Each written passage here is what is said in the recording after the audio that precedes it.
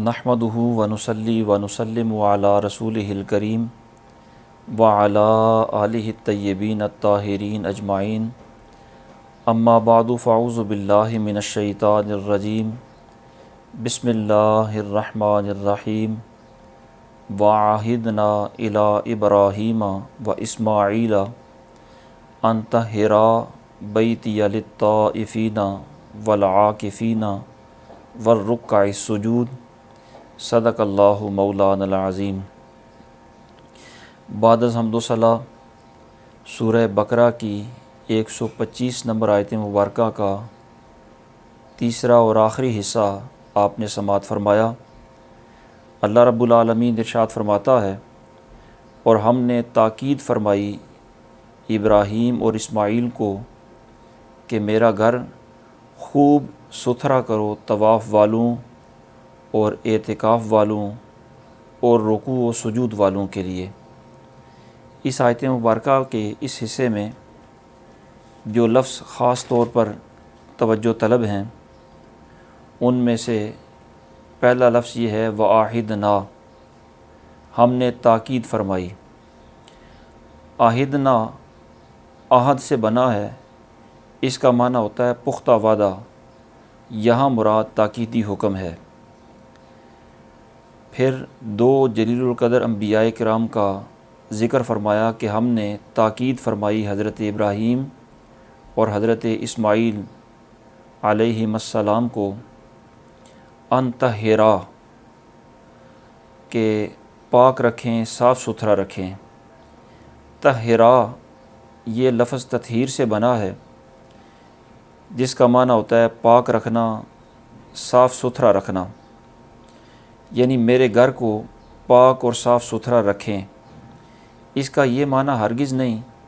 کہ پہلے وہ خانہ خدا پاک نہیں تھا، ناپاک تھا تو اس کی ناپاکی دور کر کے پاک رکھنے کا حکم دیا گیا، بلکہ وہ پہلے بھی اگرچہ پاک ہی ہو پھر بھی اسے صاف ستھرا رکھنا، اس کی پاکی کو برقرار رکھنا، یہ معنی ہے۔ پھر فرمایا بیتیہ، میرے گھر کو پاک اور صاف ستھرا رکھیں۔ خانہ خدا بیت اللہ شریف کو رب العالمین اپنا گھر قرار دے رہا ہے۔ کائنات کی ہر شے یوں تو اللہ رب العالمین کی ہی ہے، لیکن اس گھر کو خاص طور پر اپنا گھر اس لیے قرار دیا گیا کہ باقی گھر لوگ اپنے رہن سہن کے لیے بناتے ہیں، اور یہ گھر ہی اللہ کی عبادت کے لیے بنایا گیا، اس لیے اللہ رب العالمین نے خاص طور پر اسے اپنا گھر قرار دیا۔ یا دوسری وجہ یہ بھی ہے کہ باقی جتنے بھی مکانات اور گھر ہوتے ہیں ان پر لوگوں کی عارضی ملکیت ہوتی ہے۔ بندہ کہتا ہے کہ یہ میرا گھر ہے، یہ فلاں کا گھر ہے، یہ اس کا گھر ہے، یہ میرے دوست کا ہے، تو لوگوں کی عارضی ملکیت باقی گھروں پر ہوتی ہے، جبکہ مسجد اور خاص طور پر بیت اللہ شریف یہ وہ گھر ہے جس پر آج تک کسی کی عارضی ملکیت بھی نہیں رہی، یہ صرف اللہ رب العالمین کے نام پر وقف ہوتا ہے اور اسی کی ملکیت میں ہوتا ہے، اس لیے مسجد اور بیت اللہ شریف کو اللہ کا گھر کہا جاتا ہے۔ تو ارشاد فرمایا میرے گھر کو پاک اور صاف ستھرا رکھیں۔ یہ میرا گھر کہنا اس گھر کی تعظیم اور اس کی عزت و عظمت کو ظاہر کرتا ہے۔ پھر فرمایا للطائفین، طواف کرنے والوں کے لیے پاک رکھیں۔ طواف کا معنی ہوتا ہے کسی چیز کے گرد گھومنا، چکر لگانا۔ تو یہاں طواف کرنے والوں سے کون سے لوگ مراد ہیں؟ اس کے دو مصداق ہو سکتے ہیں۔ یا تو اس کا مصداق وہ آفاقی اور مسافر لوگ ہیں جو میقات کی حدود سے باہر رہتے ہیں اور وہ اس گھر کی زیارت کے لیے، طواف کے لیے آتے جاتے رہتے ہیں، تو ان کا آنا اور جانا اس کو طواف کہا گیا، اس کو چکر لگانا کہا گیا۔ تو ان پردیسیوں کے لیے، مسافروں کے لیے میرے گھر کو صاف ستھرا رکھیں، یا تو یہ معنی ہے۔ اور دوسرا معنی یہ ہے کہ یہاں طائفین طواف کرنے والوں سے مراد مطلقاً طواف کرنے والے ہیں، خواہ وہ میقات کی حدود سے باہر سے آنے والے لوگ ہوں یا میقات کی حدود کے اندر رہنے والے لوگ اس گھر کے طواف کرنے والے ہوں، مطلقاً طواف کرنے والے، وہ یہاں کے مقیم ہوں، یہاں کے باشندے ہوں یا پردیسی اور مسافر ہوں، جو بھی اس گھر کے طواف کے لیے آئے اس کے لیے میرے گھر کو صاف ستھرا رکھیں۔ پھر فرمایا العاکفین، یہ لفظ وقوف سے بنا ہے، جس کا معنی ہوتا ہے متوجہ ہونا، یا کسی شے کی عزت کے لیے، کسی شے کے احترام کے لیے، اس کی تعظیم کے لیے اس کے ساتھ ایک ربط اور تعلق قائم کر لینا۔ یہاں عاکفین سے مراد یا تو مکہ مکرمہ کے باشندے ہیں جو یہاں پر مقیم ہیں اور مکہ مکرمہ کی عظمت کے پیش نظر انہوں نے یہیں پر رہائش اختیار کر لی ہے، یا مسجد حرام کے اندر اعتکاف کرنے والے لوگ ہیں، یا بغیر اعتکاف کی نیت کے ویسے ہی مسجد حرام میں ٹھہرنے اور بیٹھنے والے لوگ مراد ہیں۔ تو عاکفین سے مراد یا یہاں کے باشندے، یا اس مسجد میں اعتکاف کرنے والے، یا ویسے یہاں پر ٹھہرنے اور بیٹھنے والے ہیں، ان سب کے لیے میرے گھر کو پاک اور صاف رکھیں۔ پھر فرمایا والرکع السجود، الرکع یہ راکع کی جمع ہے جس کا معنی ہے رکوع کرنے والے، اور سجود ساجد کی جمع ہے سجدہ کرنے والے۔ یہ دونوں صفتیں نمازیوں کی ہیں، خواہ وہ نمازی مکی ہوں یا حدود حرم سے باہر اور میقات کے اندر کے رہنے والے ہوں، یا وہ میقات سے باہر رہنے والے آفاقی ہوں۔ کوئی بھی نمازی اس گھر میں نماز پڑھنے کے لیے آئے تو ان کے لیے میرے گھر کو صاف ستھرا رکھے۔ خلاصہ آیت مبارکہ کے اتنے حصے کا یہ ہے کہ رب العالمین ارشاد فرما رہا ہے کہ ہم نے حضرت ابراہیم اور حضرت اسماعیل علیہم السلام کو یہ تاکیدی حکم فرمایا کہ میرے اس گھر بیت اللہ شریف کو سارے طواف کرنے والوں کے لیے، سارے اعتکاف کرنے والوں کے لیے اور نمازیوں کے لیے صاف ستھرا رکھیں۔ اس آیت مبارکہ کے ضمن میں علماء کرام نے جن شرعی مسائل کا استنباط فرمایا ان میں سے پہلا مسئلہ تو یہ ہے کہ بیت اللہ شریف کو اور دیگر جتنے بھی اللہ رب العالمین کے گھر ہیں، جتنی بھی مساجد ہیں، سب کو ہر قسم کی نجاستوں سے پاک اور صاف ستھرا رکھنا ضروری ہے۔ ان گھروں کو نجاستوں سے بھی پاک رکھنا ضروری ہے، اور جو ماحول میں مخل ہونے والے امور ہوتے ہیں ان امور سے بھی اس مسجدوں کو پاک رکھنا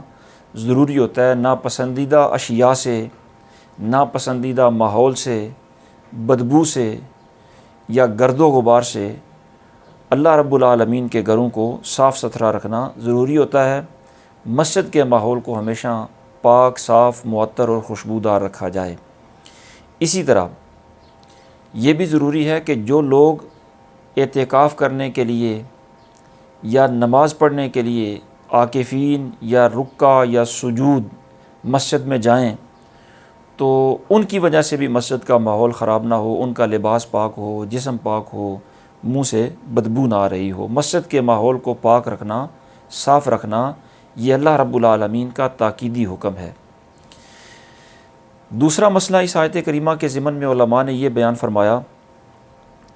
کہ مسجد کی صفائی ستھرائی اور نظم و نسق کے لیے کسی متولی اور منتظم کا ہونا یہ بھی ضروری ہے۔ اللہ رب العالمین نے نام لے کر انبیاء کرام کا ارشاد فرمایا کہ ہم نے ان کی یہ ذمہ داری لگائی، یہ ذمہ داری انہیں سونپی کہ میرے مسجد کو، میرے گھر کو پاک رکھیں۔ تو متولی ہونا بھی ضروری ہے، منتظم ہونا بھی ضروری ہے، اور اس منتظم کا نیک اور صالح ہونا بھی ضروری ہے۔ یہ ذمہ داری اتنی اہم ہے کہ اللہ رب العالمین نے جلیل القدر انبیاء کرام کو یہ ذمہ داری سونپی، تو ان کی عظمت، ان کی شرافت اور ان کی صلاحیت، تقوی داری، اس کے پیش نظر علماء نے یہ بیان فرمایا کہ منتظم کا نیک اور صالح ہونا بھی ضروری ہے۔ تیسرا مسئلہ اسی آیت کریمہ کے ضمن میں علماء نے یہ بیان فرمایا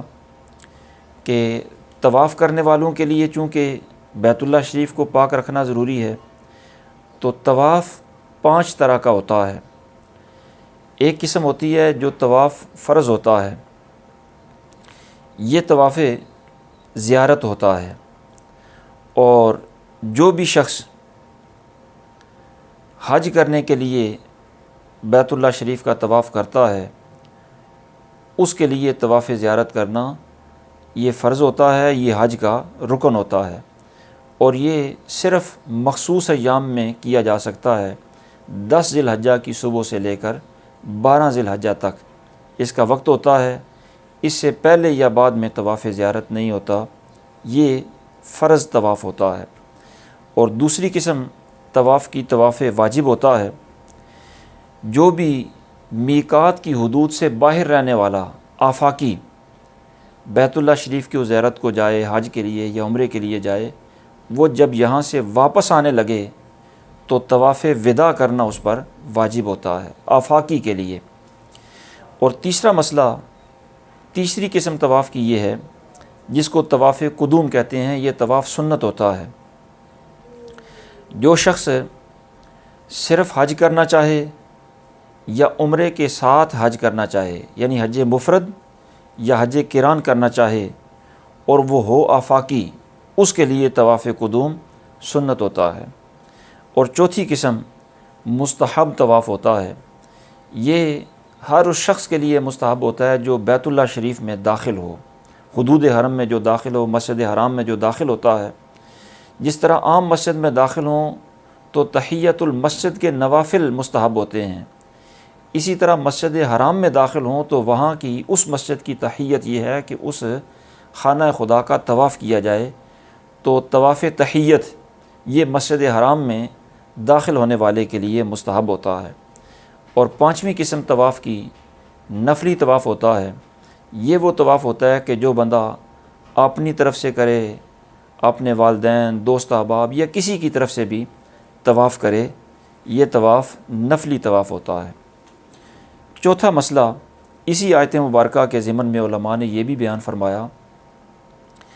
کہ طواف میں یہ دیکھنا چاہیے کہ جس طواف کے بعد صفا مروہ کی سعی کرنی ہے، اس طواف کے اندر رمل کرنا یہ سنت ہوتا ہے۔ رمل کا معنی ہوتا ہے کہ طواف کے چونکہ 7 چکر ہیں تو پہلے 3 چکروں کے اندر بندہ پہلوانوں کی طرح اکڑ کر چلے،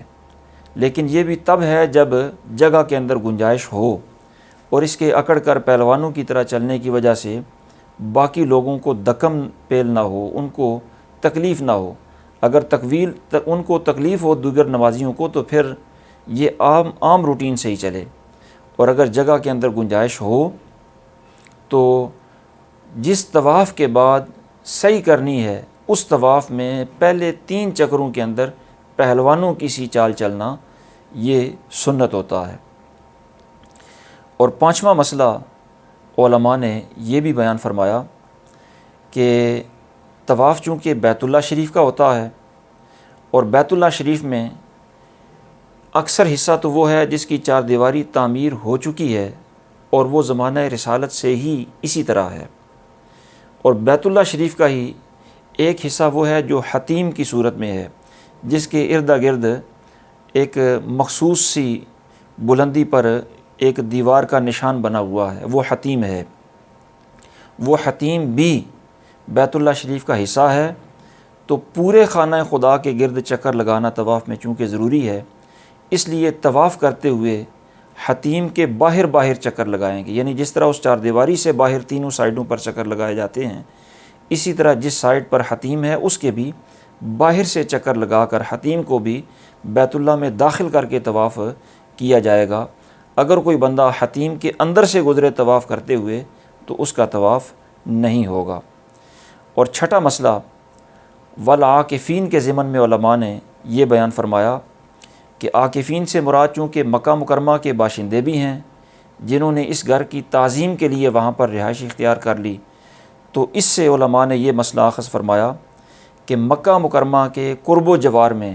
رہائش اختیار کرنا جائز ہے بشرطے کہ بندہ ان حدود حرم کا احترام کر سکے اور مکہ مکرمہ کی تعظیم کا لحاظ کر سکے۔ اور اسی طرح عاکفین سے مراد مسجد میں اعتکاف کرنے والے بھی ہوتے ہیں، تو جو مسجد میں اعتکاف کرے گا اس کا ظاہر ہے کھانا پینا ساری ضروریات مسجد میں ہی پوری ہوں گی، تو معتکف کے لیے مسجد میں کھانا پینا جائز ہے۔ اور یہ اجازت یا تو صرف معتکف کے لیے ہے یا مسافر کے لیے ہے۔ باقی اگر کوئی بندہ مسجد میں سونا چاہے، کھانا پینا چاہے، تو اس کے لیے یہ اجازت نہیں ہوتی۔ اگر مجبوری سے وہ کھانا پینا یا آرام کرنا ہی چاہے مسجد میں، تو اس کے لیے یہ ضروری ہے کہ وہ پہلے اعتکاف کی نیت کر لے۔ یعنی آرام اور کھانے پینے کی ضروریات یہ مسجد میں معتکف ہی پوری کر سکتا ہے، باقی کوئی بندہ پوری نہ کرے۔ اور اگر کسی نے باقاعدہ وہ سنت اعتکاف نہیں بھی کیا تو بھی کھانے پینے سے پہلے وہ اعتکاف کی نیت کرے، پھر اس کے لیے اجازت ہوگی، ورنہ اجازت نہیں ہوگی۔ اور ساتواں مسئلہ اس آیت مبارکہ کے ضمن میں علماء نے یہ بیان فرمایا کہ جس طرح مسجد حرام میں ہر طرح کی نماز جائز ہے، خواہ وہ نماز نفل ہو خواہ وہ نماز فرض ہو، ہر طرح کی نماز مسجد حرام میں جائز ہے، اسی طرح ہر طرح کی نماز خانہ کعبہ کے اندر پڑھنی بھی جائز ہے۔ یعنی بیت اللہ شریف کی جو چار دیواری ہے اس کے اندر بھی آپ نفل بھی پڑھ سکتے ہیں، جس کو سعادت میسر آئے وہاں پر داخلے کی، وہ وہاں نفل بھی پڑھ سکتا ہے، فرض بھی پڑھ سکتا ہے۔ یعنی جس طرح مسجد کے اندر آپ نفل بھی پڑھ سکتے ہیں، فرض بھی پڑھ سکتے ہیں، اسی طرح بیت اللہ کے اندر بھی فرائض اور نوافل ادا کر سکتے ہیں۔ اسی طرح جس طرح آپ بیت اللہ شریف کے باہر کھڑے ہوں مسجد حرام کے اندر تو آپ چاروں طرف کھڑے ہوں تو چاروں دیواروں میں سے جس دیوار کی طرف چاہیں آپ منہ کر سکتے ہیں۔ اسی طرح جب آپ بیت اللہ شریف کے اندر داخل ہوں گے تو چاروں دیواروں میں سے جس دیوار کی طرف چاہیں ہر سمت منہ کر کے نماز پڑھی جا سکتی ہے۔ دعا ہے اللہ رب العالمین انہی کلمات کو شرف قبولیت عطا فرمائے۔ وما توفیقی الا باللہ۔